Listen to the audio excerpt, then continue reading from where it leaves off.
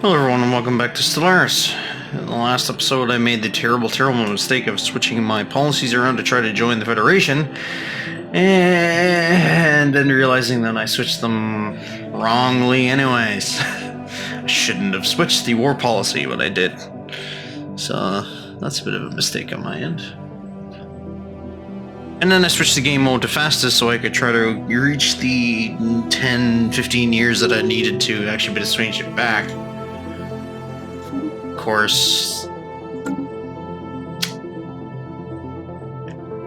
that's still outgoing. Meanwhile, it seems like everybody else at the Empire decided to, I don't know, join their fucking faction for xenophilia? That doesn't sound good, but basically, they like other aliens now more than they did before. So that's interesting. Who became leader? I don't get it.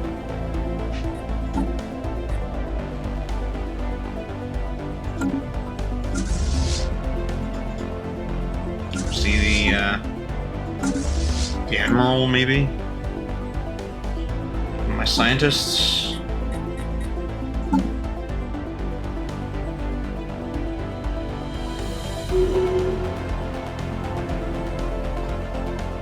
I guess. And we went into a giant...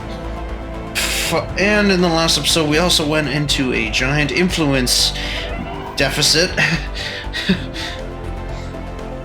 Because of my idiotic decision to try to switch policies and then deal with the aftermath by changing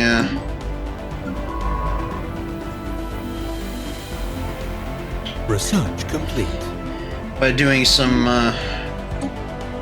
reprogramming or re-education and propaganda stuff to try to deal with the unrest. And it didn't help that much. And we said we haven't had anyone actually declare rebellion yet. We've only got another year to go. Construction complete. So we're on the way. We're getting there.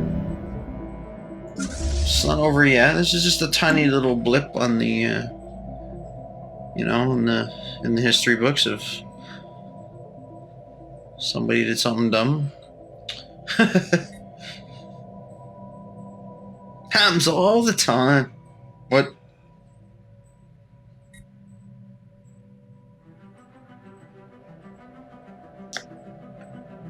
All right.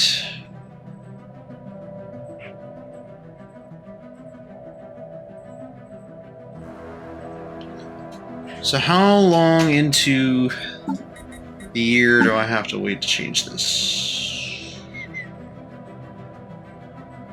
Towards the end of the year. August 24th. Alright. So I'm gonna have to wait quite a while.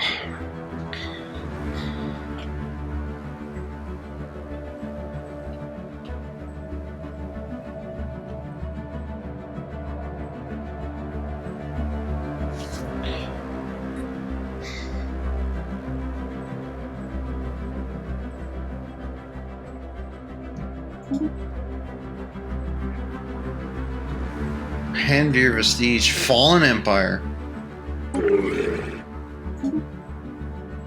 What?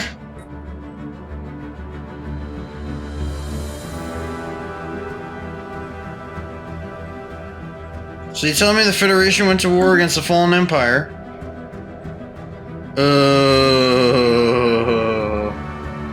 I'm glad I'm not a part of them. Although, what'll happen is they'll trade a few blows and then they'll learn their lesson. Unless they actually wake up the Federation, the Fallen Empire. You know, they went and poked him with a stick. You think it's gonna happen? If he wakes up,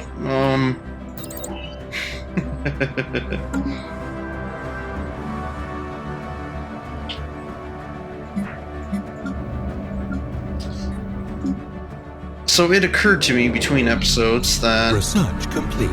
I had actually reached the energy and mineral limits. So it's like, well, why don't I build some silos? So at least can get some more minerals again.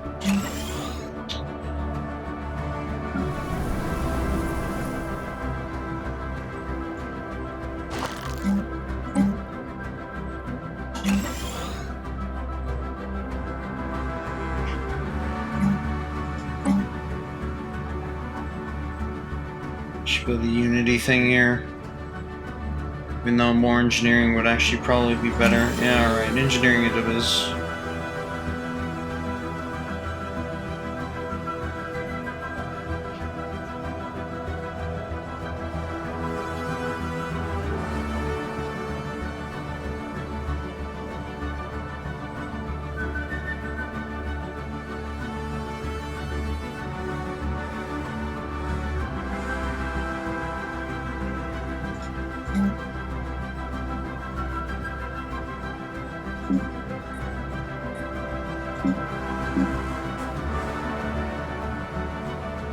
I don't necessarily need to build a spaceport over here, but I will anyways because it increases your mineral capacity anyway, so always good.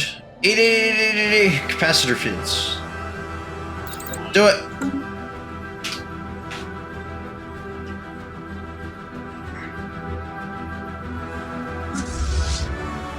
Upgrade the fleet.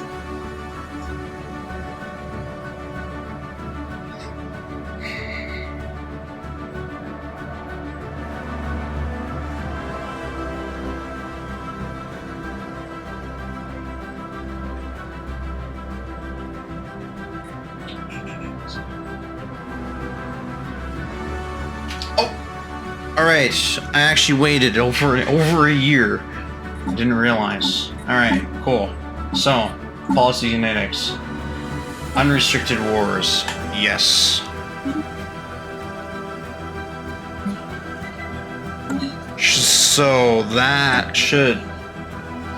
Yeah, that takes care of the issue with the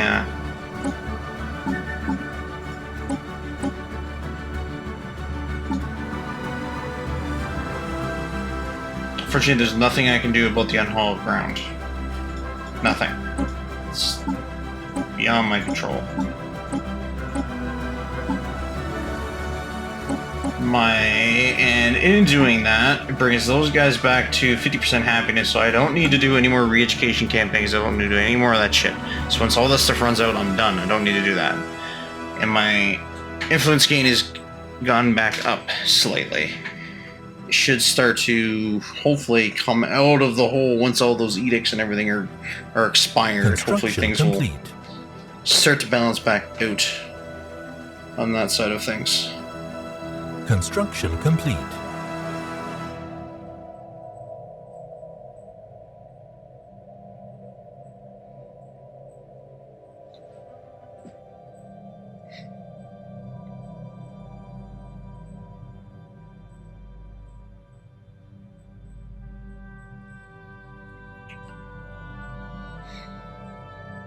Ships upgraded. Alright, so now that that's been changed,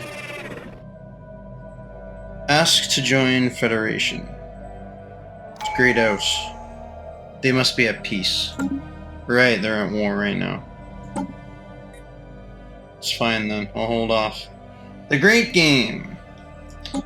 This is the last part of the Supremacy Traditions. Bam. We get to choose an Ascendancy perk.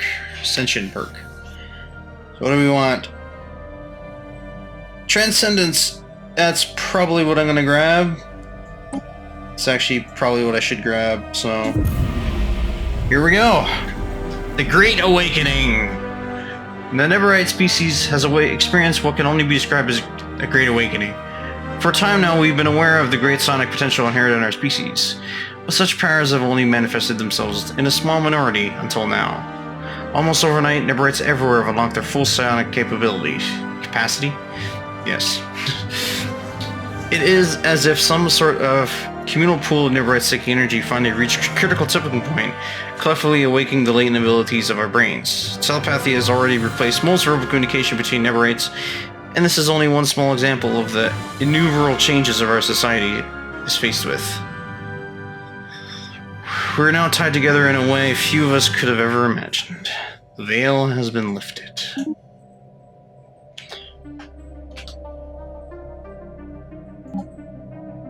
I'm gonna drop that back down to fast.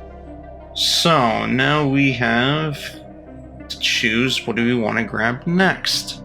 Harmony. Adopting harmony. What's it do? Happiness of all pops is increased by 10%. Okay. Adopting harmony tradition. All of harmony reduces the mineral cost of consumer goods used by our pops by 15% and will unlock one essential perk. Okay. I can't actually see everything that these do, but I can see what the first one says. By embracing combination blah blah blah, lead your lifespan increases by 20 years. Alright. Or I can go diplomacy, which adopting this diplomatic influence cost is reduced by 50% and your trust growth is increased by 33%. Adopting all diplomacy traditions increases your trust gap by 50, and in addition, we'll gain one ascension perk, like everything else. And the first unlock here is the Federation, which basically gives you the ability to form a Federation once you gain that. Or I can go Discovery, which is all about science, I believe? Yes, research station build cost reduced by 33%. Adopting all increases research speed by 10%. In addition, you gain one research ascension perk. As per usual, I can only seem to read the top left one. To boldly go, anomaly fail risk reduced by 10% and anomaly discovery chance increased by 15%. Or gain research points equal to the 10th of our monthly gain whenever surveying planets. Well, see, the whole surveying part of that is completely useless because everything's been surveyed by this point. That one would have been far more valuable had I had picked it earlier on, but I didn't because I chose to go with expansion and prosperity early on, or I believe expansion and dominant. Anyways, I chose to go with expansion early on to help with colonizing and stuff, because it's all things that, you know, maybe I should have worked on both of them at the same time. Maybe that'll be a good idea to go for the next round, to try to go discovery and go maybe more science or something. The next playthrough. So I have to choose between harmony or diplomacy or discovery. I'm probably going to choose either harmony or diplomacy in the next run. I just don't know which one I should go with. Probably diplomacy, actually. So I can get that trust boost, because then maybe I'll actually be able to join the Federation and give myself an actual chance of victory. Research complete. Yes, we'll see.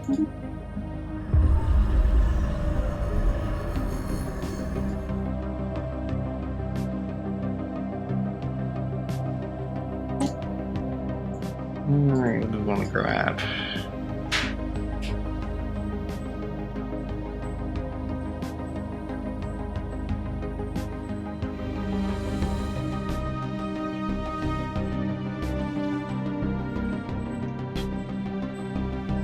Grab the torpedoes.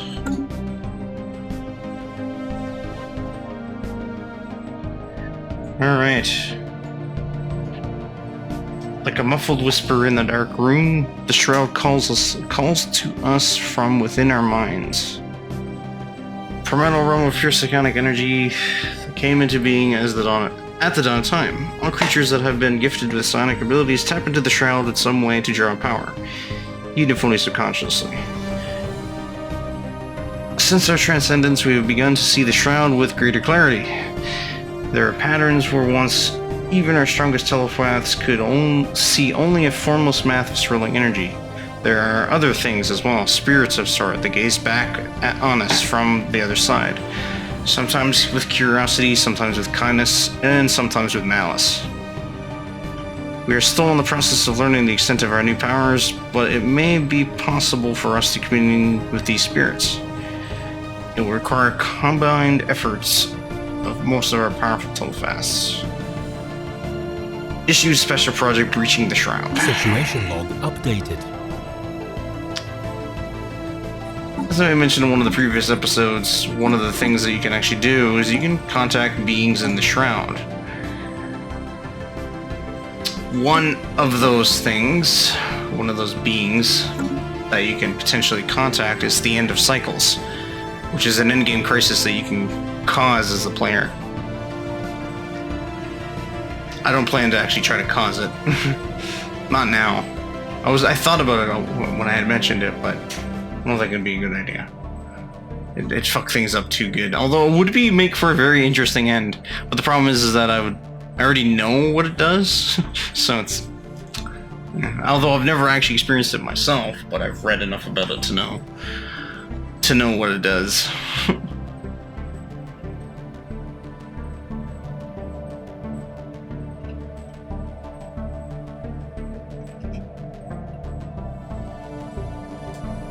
Alright, I should probably start looking at trying to expand more, because... Oh my goops! Yeah, these guys went full bore. I did not realize that they went and expanded that much during that period of time. Alright, time for me to go. My turn.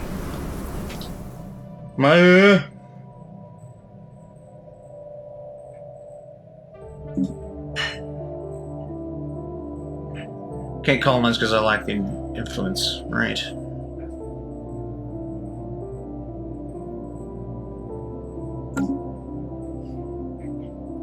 Is that the last world that I can actually colonize? Oh, I can colonize this one way up here.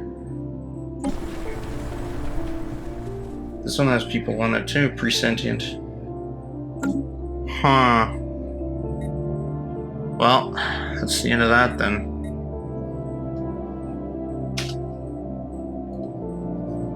Might as well resign myself now to never being able to expand.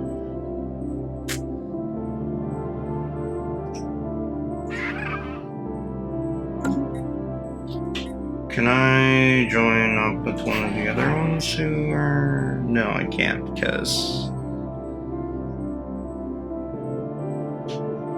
Offer migration treaty. Confirm.